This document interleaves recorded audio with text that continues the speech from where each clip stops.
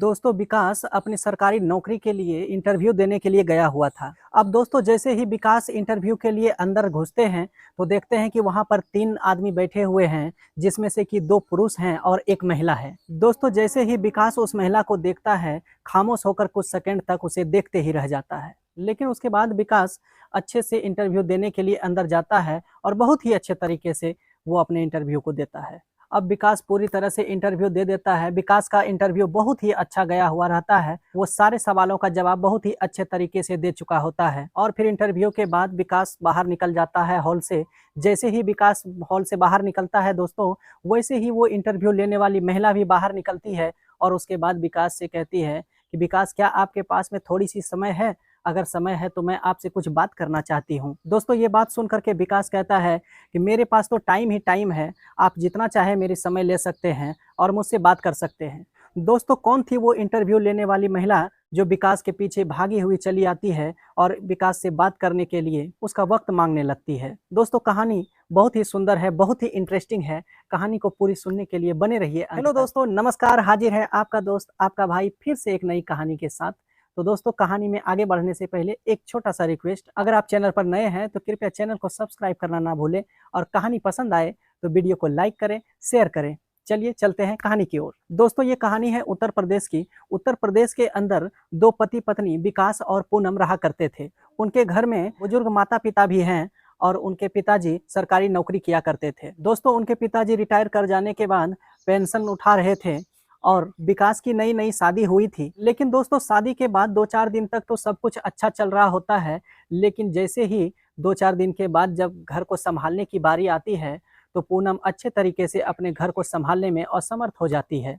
दरअसल दोस्तों वो इस घमंड में रहने लगती है कि उसके पिताजी काफ़ी दान दहेज दिए हुए हैं, काफ़ी सामान वगैरह दिए हुए रहते हैं, तो फिर वो इस घर में काम क्यों करे, वो इस घर के बारे में चिंता क्यों करे? और यही सब घमंड के वजह से दोस्तों वो परिवार में किसी से भी ढंग से बात नहीं करती थी, अपने सास-ससुर का भी मान-सम्मान नहीं करती थी, अपने पति का भी मान-सम्मान नहीं करती थी, किसी से भी वो बात वगैरह भी ढंग से नहीं किया करती थी। दोस्तों ऐसी हालत देख कर के विकास फिर अपने आप को समझाता है और फिर सोचता है कि शायद नई-नई शादी हुई है इसीलिए इस तरह से कर रही है, इसे कुछ पता नहीं है इस वक़्त। उसके बाद पूनम के पास विकास जाता है और कहता है कि कोई बात नहीं है, धीरे-धीरे तुम सब समझ जाओगी। अभी नई-नई शादी हुई है इसीलिए तुम्हें ऐसा लग रहा है, शायद तुम कंफर्टेबल महसूस नहीं कर रही हो। लेकिन दोस्तों धीरे-धीरे समय बीतते चला जाता है और समय के साथ-साथ पूनम की और भी घमंड बढ़ते चला जाता है। वो परिवार में एडजस्ट होने का कोई नाम ही नहीं लेती है। दोस्तों बात कुछ ऐसा था कि पूनम अपने मायके में अपनी माँ से बात किया करती थी और फिर अपनी माँ की सिखाई हुई बातों पर चला करती थी। वो अपने सास-ससुर, अपने पति की कहा बिल्कुल भी नहीं मानती थी। अब दोस्तों घर का कोई भी छोटा-मोटा काम होता या फिर विकास उसे कोई भी काम करने के लिए कह देता, तो उसके लिए साफ इनकार वो कर देती थी। पूनम साफ कहती थी कि मैं इस घर में बहू बन कर के आई हूँ, मैं मालकिन बन कर के इस घर में रहूँगी। अब विकास उसे समझाता है कि घर तो ये तुम्हारा ही है, तुम ही इसकी मालकिन हो, लेकिन तुम्हें ही सँभालना है इस घर को भी, इसलिए इसकी ज़िम्मेदारी तुम्हें ही उठानी होगी, क्योंकि मेरा ना भाई है, ना बहन है, कोई भी नहीं है। जो हो तुम ही हो। और दोस्तों इधर उसके माता-पिता भी बुजुर्ग हो चले थे, पिता का पेंशन उठ रहा था, इस वजह से उसका घर अच्छे खासे चल रहा था, कहीं किसी प्रकार की कोई दिक्कत नहीं थी। और इधर विकास अपनी सरकारी नौकरी के लिए लगातार तैयारी किए जा रहा था, लेकिन इन तैयारी के बीच में पूनम के टॉर्चर करने की वजह से उसका माइंड बहुत डिस्टर्ब हो जाया करता था। और फिर दोस्तों इसी तरह से समय बीतते चला जाता है, 2 साल कट जाता है, लेकिन पूनम अभी भी समझने के लिए तैयार नहीं होती है, अभी भी उस घर में ढलने के लिए तैयार नहीं होती है और फिर वो अपने घमंड में और भी चूर होते चली जाती है। अब दोस्तों इतने दिन बीत जाने के बाद विकास से अब सहन नहीं होने लगता है, उसके बर्दाश्त से बाहर होने लगता है, तो वो पूनम से कहता है कि तुम्हें जो करना है वैसा करो, लेकिन अब कोई फैसला लो। या तो तुम इस घर में एडजस्ट हो जाओ अच्छे तरीके से, इस घर की ज़िम्मेदारी उठाओ, अगर तुम्हारे दिमाग में कुछ चल रहा है तो तुम वो मुझे बताओ और वैसा कोई निर्णय लो। अब दोस्तों पूनम तुरंत अपने माँ को फ़ोन लगाती है और उस अपनी माँ को सारी बातें बताती है। उसकी माँ तुरंत दिमाग देती है उस बेटी को और कहती है, पूनम ऐसा करो बेटी, तुम तुरंत वहाँ से अपने मायके आ जाओ। अब दोस्तों पूनम कुछ बिना सोचे समझे अपनी माँ की बातों में आ जाती है और फिर विकास का घर छोड़ कर के वो अपनी माँ के घर चली जाती है। दोस्तों पूनम के पास भी अच्छी खासी पुश्तैनी ज़मीन रहती है, उसके पापा भी एक सरकारी नौकरी में होते हैं, इसलिए पैसे की कहीं कोई दिक्कत नहीं रहती है। धीरे-धीरे इस तरह से कुछ दिन बीत जाता है, उसके बाद विकास पूनम को लेने के लिए भी जाता है, फ़ोन पर भी बातचीत करता है। लेकिन दोस्तों पूनम आने से साफ इनकार कर देती है और कहती है कि मैं उस घर में अब कभी नहीं जाऊँगी, जहाँ पर तुम लोग मेरा बार-बार अपमान करते हो, मुझे बार-बार नीचा दिखाते हो। जबकि ऐसी कोई बात नहीं थी दोस्तों, बात तो बिल्कुल उल्टा थी। पूनम ही किसी की मान-सम्मान नहीं किया करती थी, पूनम ही किसी की बात नहीं माना करती थी। पूनम ही, अगर कहा जाए तो पूनम ही अपने सास-ससुर या पति, हर घरवाले की अपमान किया करती थी। और फिर आखिरकार दोस्तों पूनम अपने घर नहीं ही आती है और फिर अपनी माँ के कहे हुए बातों पर पूनम तलाक की केस डाल देती है। अब दोस्तों केस चलने लगता है, केस कुछ दिनों तक चलता है और उसके बाद फिर फैसला आता है कि तलाक के एवज में विकास को कुछ रुपये देने होंगे। तो फिर दोस्तों विकास इस बात को मान लेता है और फिर विकास उस पैसे को भी चुका देता है। उसके बाद तलाक हो जाती है दोनों में। अब पूनम अपने घर रहने लगती है, विकास अपने घर रहने लगता है। अब विकास अपनी पढ़ाई को जारी रखता है और पूरी मेहनत के साथ तैयारी करने लगता है। इस तरह से करते हुए में लगभग 5 साल बीत जाता है। अब दोस्तों 5 साल एक लंबा समय होता है। इस लंबे समय में विकास कई बार टेस्ट दे चुका था, कई बार तैयारी कर चुका था, लेकिन अभी तक उसकी कहीं भी नौकरी नहीं लग पाई थी। लेकिन दोस्तों 5 साल के बाद वो एक तैयारी में अच्छे खासे नंबर से टेस्ट में पास हो जाता है। उसके बाद उसका इंटरव्यू का समय आता है और फिर बताए हुए इंटरव्यू के पते पर वो पहुंच जाता है और फिर वहां पर इंतज़ार करने लगता है। जैसे ही उसका इंटरव्यू का नंबर आता है, वो उस हॉल के अंदर चला जाता है। अब दोस्तों जैसे ही हॉल के अंदर विकास जाता है, तो देखता है कि वहाँ पर इंटरव्यू लेने के लिए 3 आदमी बैठे हुए हैं, जिसमें से कि 2 पुरुष हैं और 1 महिला बैठी हुई है। लेकिन दोस्तों सबसे बड़ी बात ये है कि वो महिला कोई और नहीं थी, बल्कि वही 5 साल पहले तलाकशुदा पत्नी उसकी पूनम थी। यानी कि दोस्तों 2 पुरुष के साथ वो महिला पूनम भी विकास का इंटरव्यू लेने के लिए वहाँ पर बैठी हुई थी। अब दोस्तों जैसे ही विकास पूनम को देखता है, तो कुछ सेकंड के लिए बिल्कुल खड़ा रह जाता है और उसके बाद फिर सोचता है कि चाहे कुछ भी हो, लेकिन इंटरव्यू तो मुझे देना ही है। इस नौकरी के लिए तो मैं काफ़ी दिनों से तैयारी कर रहा हूँ, इसलिए मैं इंटरव्यू दिए बिना यहाँ से तो जा भी नहीं सकता हूँ। और फिर उसके बाद ये सोच करके दोस्तों वहाँ पर जाता है और अपने सीट पर बैठता है और अच्छे तरीके से अपने इंटरव्यू को देता है। अब इंटरव्यू में उसके नौकरी से रिलेटेड कई सारे सवाल पूछे जाते हैं और सभी सवालों का जवाब विकास बहुत ही अच्छे तरीके से दे देता है। और फिर दोस्तों इंटरव्यू लगभग आधे घंटे तक चलता है। वो आधा घंटा बिताने के बाद फिर विकास वापस बाहर निकल आता है। अब दोस्तों जैसे ही विकास बाहर आता है, तो उसके पीछे-पीछे वो पूनम भी आ जाती है और फिर अचानक से विकास से कहती है, मैं आपसे कुछ बात करना चाहती हूँ, अगर 2 मिनट आपके पास वक़्त हो, तो मैं आपका 2 मिनट लेना चाहती हूँ, मुझे आपसे कुछ बातें करनी है। तभी विकास पूनम की ओर देखता है और उसके बाद कहता है कि 2 मिनट क्या, आपको जितना वक़्त चाहिए मैं उतना वक़्त दे दूँगा, आपको जो कहना है मुझसे कह सकते हैं।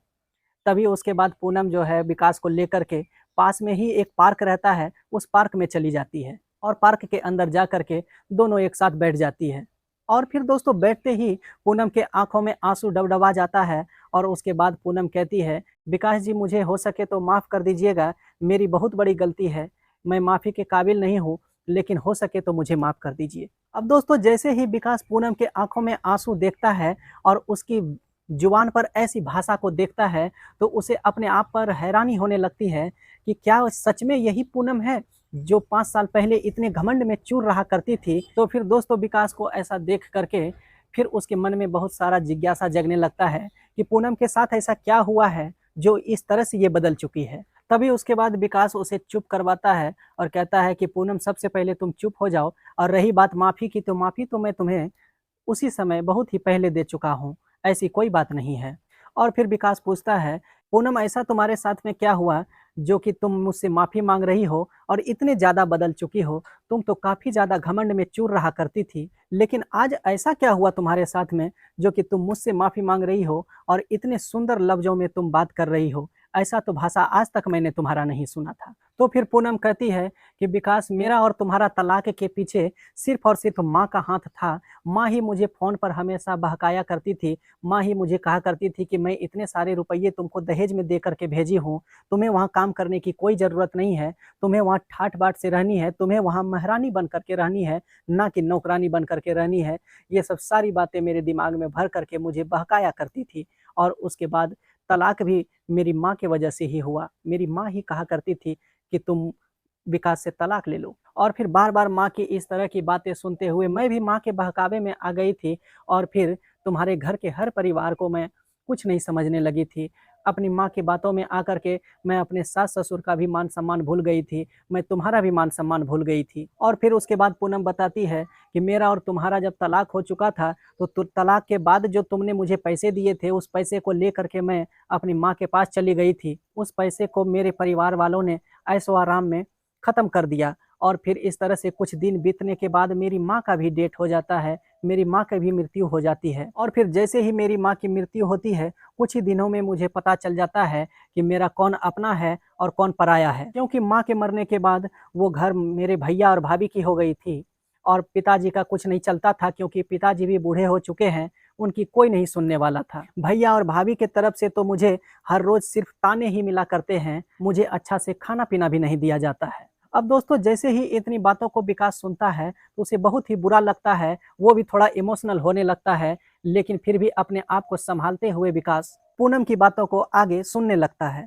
तो फिर पूनम आगे बताती है कि भैया-भाभी के ताने सुनते-सुनते मैं काफ़ी परेशान हो चुकी थी, तो मैंने नौकरी के लिए अप्लाई किया, नौकरी तो मुझे मिली, लेकिन वो भी कॉन्ट्रैक्ट बेस पर। ज़्यादा सैलरी तो मेरी नहीं है, लेकिन हाँ, इतनी सैलरी है कि मेरी गुज़ारा अच्छे से हो जाती है। तभी उसके बाद विकास की नज़र उसके मंगलसूत्र और सिंदूर पर जाता है, तो विकास पूछता है कि वो सब तो सारी बातें ठीक है, लेकिन पूनम तुम्हारा पति क्या करता है? तुम्हारे माँग में सिंदूर है, तुम्हारे गले में मंगलसूत्र है, आखिर तुम्हारा पति क्या करता है? वो कहाँ रहते हैं? तो फिर पूनम बताती है कि ये सिंदूर और ये मंगलसूत्र किसी और का नहीं है, ये तो मैं आप ही के नाम का पहनती हूँ और मैं शुरू से अभी तक पहनते आई हूँ और मैं आपको ही अपना अभी तक मानती हूँ। तो फिर दोस्तों इतना सुनने के बाद विकास का भी दिल पिघल जाता है और फिर उसके बाद विकास पूनम से कहता है कि पूनम मेरी ज़रूरत अगर ज़िंदगी में कभी भी तुमको पड़े तो तुम मुझे याद करना, मैं कोशिश करूँगा तुम्हारी हेल्प करने का। उसके बाद फिर पूनम ज़ोर-ज़ोर से रोने लगती है और रोते हुए कहती है कि विकास मुझे अपना नंबर दे दीजिए, मैं आपसे बात करना चाहती हूँ फ़ोन पे। तो फिर दोस्तों विकास अपना मोबाइल नंबर पूनम को दे देता है और उसके बाद पूनम अपने घर चली जाती है, विकास अपने घर चला आता है। अब दोस्तों दोनों के बीच में मोबाइल से बात होने लगता है। इसी तरह से बात होते हुए में एक दिन वीडियो कॉल पर पूनम कहती है कि मुझे अपना घर का पूरा वीडियो दिखाइए, तो विकास पूरा घर का वीडियो कॉल पर वीडियो दिखाने लगता है।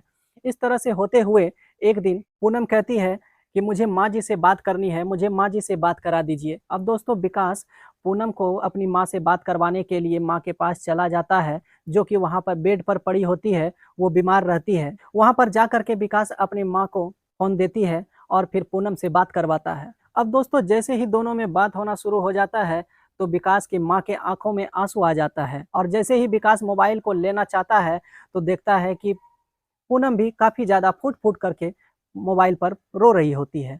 और फिर बात करते-करते ही विकास की माँ पूनम से पूछती है कि बेटा तुम कब आ रही हो? इतना सुनने के बाद पूनम और ज़ोर-ज़ोर से रोने लगती है, तो फिर विकास पूछता है कि पूनम तुम क्यों रो रही हो इतना ज़्यादा? तभी पूनम रोते हुए कहती है कि विकास क्या ऐसा नहीं हो सकता है कि फिर से हम लोग एक होकर के साथ में रहने लगें?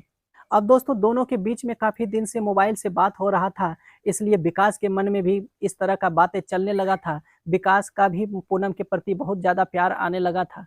वो भी सोचने लगा था कि काश पूनम मेरे पास में आकर के फिर से वो मेरी हो जाए और अच्छे से मेरे घर में रहने लगे। और फिर तुरंत विकास कह देता है कि क्यों नहीं हो सकता है, अगर तुम चाहो तो सब कुछ हो सकता है, तुम कहो तो मैं अभी तुरंत तुमको लेने के लिए आ जाता हूँ। तो फिर उसके बाद पूनम कहती है कि अगर ऐसा हो सकता है, तो आप मुझे जल्द से जल्द यहाँ से लेकर के जाइए, मैं आपके साथ जाना चाहती हूँ। उसके बाद विकास कहता है कि मैं बहुत जल्द तुमको लेने के लिए आ रहा हूँ, तुम मेरा इंतज़ार करना। और फिर उसके बाद दोस्तों विकास अपनी तैयारी में लग जाता है और तैयार होकर के पूनम को लाने के लिए निकल पड़ता है। पूनम के पास पहुँचते ही विकास देखता है कि पहले से ही पूनम पूरी तरह से रेडी रहती है आने के लिए। उसके बाद विकास पूनम को लेकर के अपने घर वापस लौट आता है। अब विकास जैसे ही पूनम को लेकर के घर घुसता है, तो पूनम का भेंट उसकी माँ से होती है, माँ को गले से लगाती है और उसके बाद दोनों सास-बहू बहुत ही ज़ोर-ज़ोर से फूट-फूट करके रोने लगती है। दरअसल दोस्तों, पूनम की जो सास होती है, उसकी तबीयत अब काफ़ी ख़राब चल रही होती है, लेकिन आज से 5 साल पहले जब पूनम की सास बहुत अच्छी थी, उस समय और पूनम नई-नई यहाँ शादी करके आई हुई थी, उस समय पूनम की सास पूनम से काफ़ी प्यार किया करती थी। लेकिन दोस्तों पूनम ही अपने सास के प्यार को कभी समझी ही नहीं थी। दोस्तों समय बीतने लगता है, सब कोई साथ में रहने लगता है। वैसे ही 2-4 दिन के बाद विकास का रिजल्ट आता है और पता चलता है कि विकास का सरकारी नौकरी लग चुका है। अब दोस्तों जैसे ही ये बात पता चलता है कि विकास का सरकारी नौकरी हो चुका है, वैसे ही विकास के घर वाले, उसके माता-पिता, पूनम सभी कोई बहुत ही ज़्यादा खुश हो जाते हैं और उस दिन बहुत ही धूमधाम से खुशियाँ मनाते हैं और फिर आगे की भी जीवन पूनम और विकास बहुत ही अच्छे तरीके से जीने लगते हैं। तो दोस्तों ये थी हमारी आज की कहानी। आशा है आपको पसंद आई होगी। आपका क्या कहना है इस कहानी के बारे में हमें कमेंट के माध्यम से ज़रूर बताएँ। मिलते हैं फिर किसी नई कहानी के साथ, तब तक के लिए मुझे दीजिए इजाज़त। जय हिंद, जय भारत।